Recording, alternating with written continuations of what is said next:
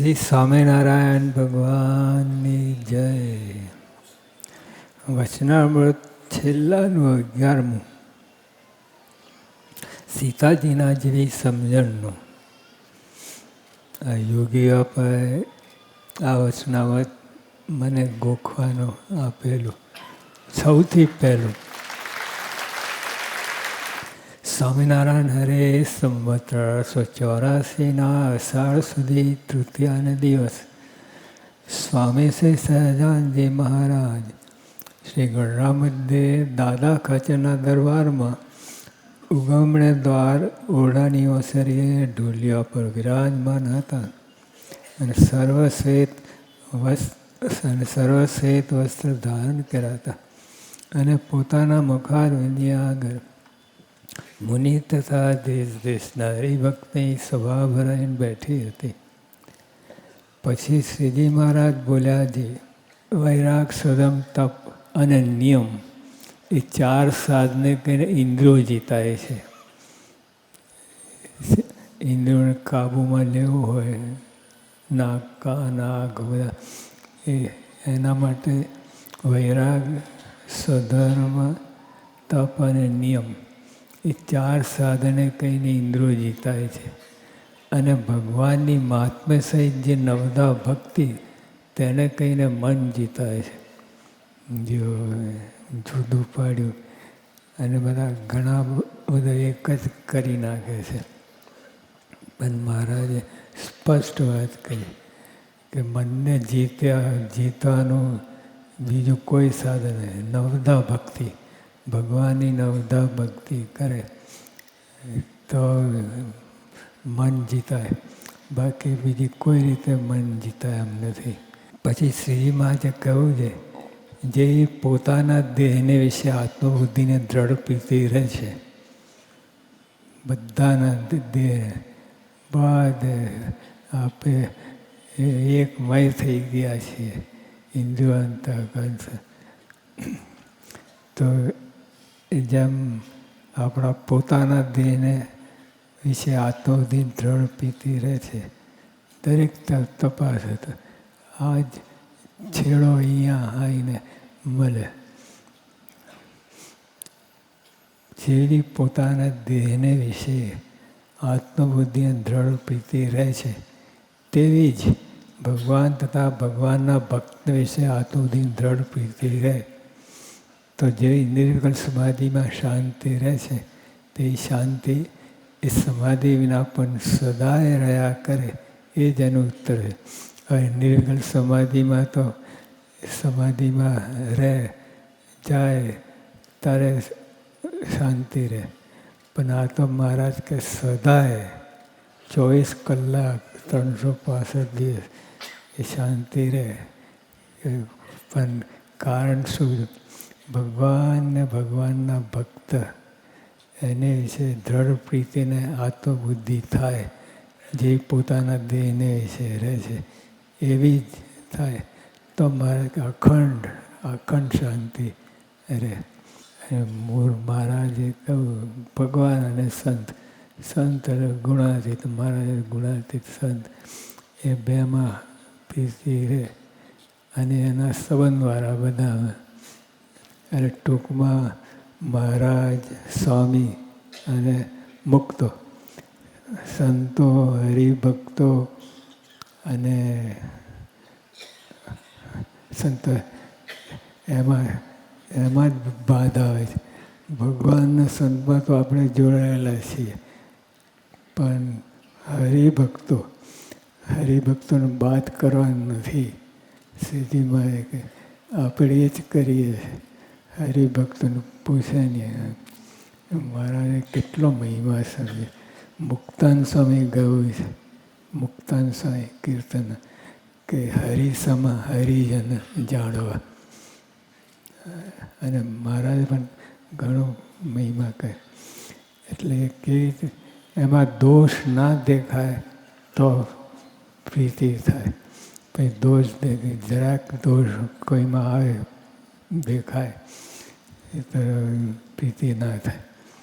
અને મહારાજ એ જ વાત કરે કે એ મારે માથે થોડો તમે શું કામ માથાકૂટ કરો છો? આપણે ગુણ જ લેવાનું, બીજી કોઈ વાત નહીં કરવાની. મહારાજે આજ્ઞા કરી. મહારાજે કહ્યું કે સંતો હરિભક્તો નિર્દોષ છે. નિર્દોષ છે બરાબર છે, એક એ મનાતું નથી, પણ માનીએ ચારો કે સંતો હરિભક્તો નિર્દોષ છે. અને તેના નિર્દોષપણાની વાત બીજાને કરવી. જો નિર્દોષ તો છે, પણ બીજાને નિર્દોષપણાની વાત કરવી. અને બીજી કોઈ આજ્ઞા નથી કરી કે અભાવ ગુણ કહેવાનું, આ કરવાનું, બીજું એ વાત જ કરી નથી. મારે સીધી જ વાત કરી છે કે નિર્દોષ જાણા, નિર્દોષપણાની વાત બીજાને કરવી. બીજું લફરું શું કામ પૂછડું લઈને ફરો છે? માન ને ઈર્ષ્યા ને બધા, એને લીધે બધું આપણે ડોળાય છે. પણ મહારાજની આજ્ઞા પારે, શ્રીજીમાની આજ્ઞા પારે, તેમાં સુખ શાંતિ અને બધું જ રહે. અને મહારાજનું અપમાન કહેવાય બીજી રીતે કે ભગવાનનો સંબંધ પામ્યો હોય અને એ દિવ્ય ના થાય તો બીજા કોણ થવાનું? એટલે જો આપણે ના સમજીએ તો ભગવાનનું અપમાન કહેવાય. છાનું છાનું દેખાય નહીં, પણ ભગવાનનું અપમાન છે. એટલે બધાને દિવ્ય જોવા, બધાને નિર્દોષ જોવા. યોગીઓ અપાએ કહ્યું કે દરેકને નિર્દોષ બુદ્ધિ રાખવી આપણી સેવા છે. બેઠા બેઠા એક જ જગ્યાએ 1 ઇંચ હલવાનું નહીં તો અને મોટી ગજબની પ્રાપ્તિ થઈ શકે. પણ આપણે હથપથ કર્યાને રવાય નહીં. અને બીજો બધો કચરો ભેગું કરી રાખ્યો હોય અને આ સત્સંગમાં આવીને છોડીએ અને આપણે ખરડાઈએ. હવે જે પ્રશ્ન યોગી અપાએ મને કહ્યું હતું, આ પ્રશ્ન આવે છે. પછી વળી શ્રીજી મહારાજે પરમહંસ પ્રત્યે પ્રશ્ન પૂછ્યો છે. જાનકીજીને રામચંદ્રે વનવાસ દીધો ત્યારે જાનકીજી અતિશય વિલાપ કરવા માંડ્યો. સહેજે અને એવી રીતે લક્ષ્મણજી પણ સમજ્યા હતા કે આ કોઈ વગર વાંકે રામચંદ્ર ભગવાને જાનકી સીતાજીને વનમાં મૂક્યા, એ બહુ ખોટું કર્યું. એવું મનમાં રહે કે નિર્દોષ, કોઈ પ્રકારનો વાંક દોષ નહીં. એટલે પણ જે સીતાજીએ સવરું સમજ્યો. મહારાજ કહે જાનકીજીને રામચંદ્રે વનવાસ દીધો ત્યારે કે જાનકીજીએ અતિશય વિલાપ કરવા માંડ્યો. ત્યારે લક્ષ્મણજી પણ અતિશય દિલગીર થયા. પછી સીતાજી લક્ષ્મણજી પ્રત્યે બોલ્યા છે, હું મારા દુઃખ સારા નથી રોતી.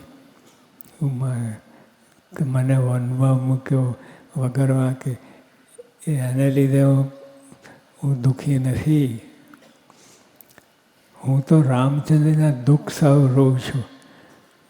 કેમ કે રામચંદ્ર ભગવાન તે અતિ દયાળુ છે. એટલે એમને મનમાં થતું હશે કે આ લોકાવાદ સારું જ વનમાં મૂકે.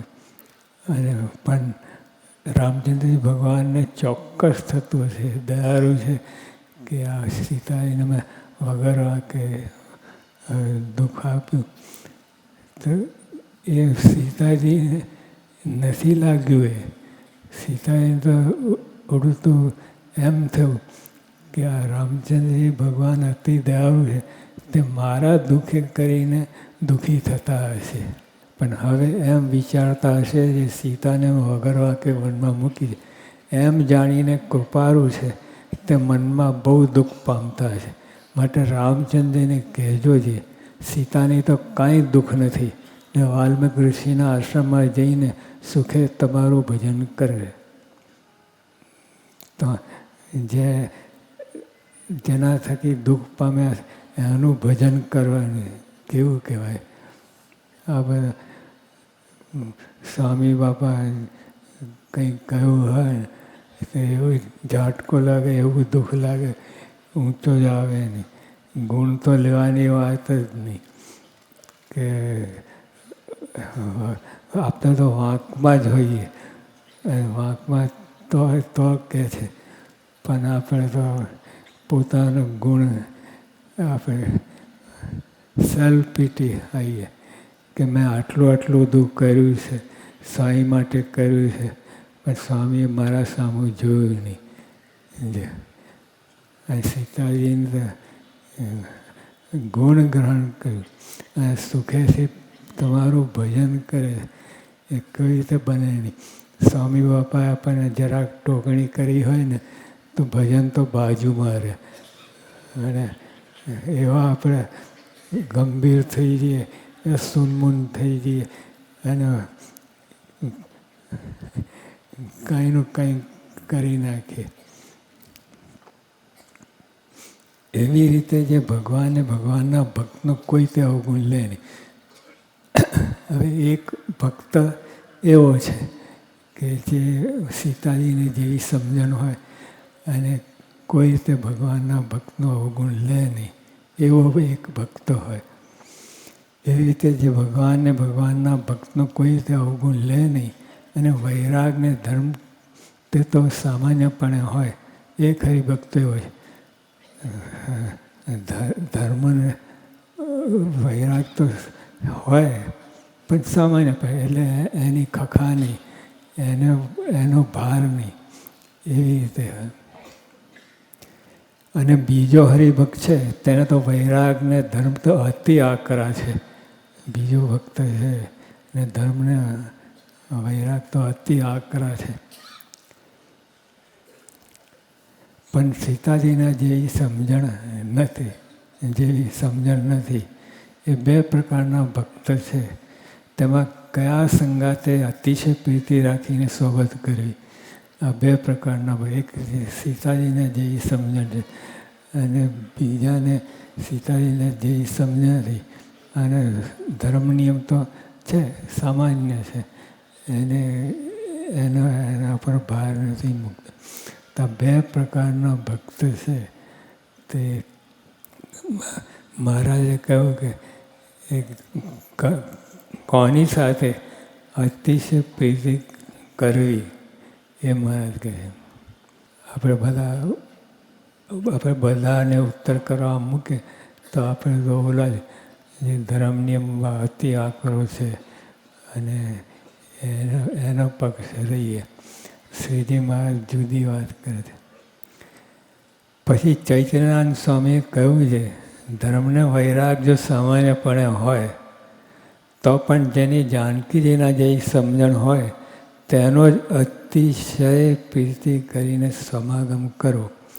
પણ અતિશય વૈરાગને ધર્મવાળો હોય ને ભગવાનના ભક્તનો અવગુણ લેતો હોય તો તેનો સંગ કરવો નહીં.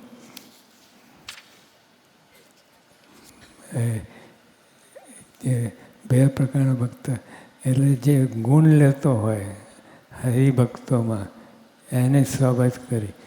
ભલે ધર્મ નિયમ સામાન્ય હોય તો ખરું, પણ સામાન્ય હોય તો એનો સમાગમ અતિશય પ્રીતિ કરીને હરિભક્તમાં અતિશય પ્રીતિ કરીને સમાગમ કરો. કેમ કે એ મોક્ષને માર્ગે તમને ચડાવે. એટલે બીજા તો ભલે ધર્મની અતિ આકરા હોય બધું, પણ એમાં કે એની સવત ના કરવી. એ આટલી સીધી વાત. એટલે તમારે અવગુણ લેવાનું નહીં. મહારાજે કહ્યું ને, આ ટાઇટલમાં જ કહ્યું, સીતાજીના જેવી સમજણનું. બસ આટલું બધું આખા વચનાત્મા બધું કેટલા પ્રશ્નો ઉત્તર થયા, પણ ટાઇટલ આટલું સીતાજીના સમજણનું. એટલે અવગુણ નહીં લેવાનું. અને ધર્મની સામાન્ય પણ કોઈનો અવગુણ નહીં લેવાનું. અવગુણ લીધો તો ઓલા બીજા માર્ગમાં ખબર કલ્યાણનો માર્ગ ચૂકી ગયો. ભલે ધર્મની અતિ આકરા હોય, બધું હોય, પણ એ કલ્યાણ ના કરે અને તમને પણ વિમુખ કરે. તો મૂળમાં સત્સંગમાં સીતાજીને જે સમજે રાખે. સીતાજીને વગર વાંકે દુખાવું બધું તો ગુણ લીધો, એટલી બધી વાત કહી. અને આપણે સ્વામીજી જરાક બોલે ને, જરાક બોલે તો આપણે એટલા ઉદાસ થઈ જઈએ અને ઢીલા થઈ જઈએ અને તરત જ પોતાના ગુણ દેખાય કે મેં આટલું બધું કર્યું સ્વામી માટે, પણ સ્વામીને મારો પક્ષ રાખ્યો નહીં. આ બધું અને બધી એ પોતે જ એને જાતે જ નુકસાન વાળે. તો સીતાજીને જે સમજણ રાખ, સ્વામી તો કલ્યાણકારી છે. જે ગમે શબ્દ કે એ આપણા હિતમાં જ છે, પણ આપણને સમજાતું નથી. આપણું પોતાનું ડાપણ હોય એટલે પોતા બાજુ વળીએ અને આપણે સ્વામીને બાજુ મૂકી દઈએ અને આમાં ઘણું નુકસાન થાય. તો એ ધર્મની વાળા અતિ આકરા હોય એને સાવધાન રહેવું. એમાં હેત પ્રીત ન જ કરી કે એવી સમજણ નાખીએ તો ભગવાનના ભક્તનો અવગુણ લેતા થઈ જઈએ આપણે. ઇતિ વચનામૃતમ એ રીતે છેલ્લાનું 11મું વચનામૃત થયું.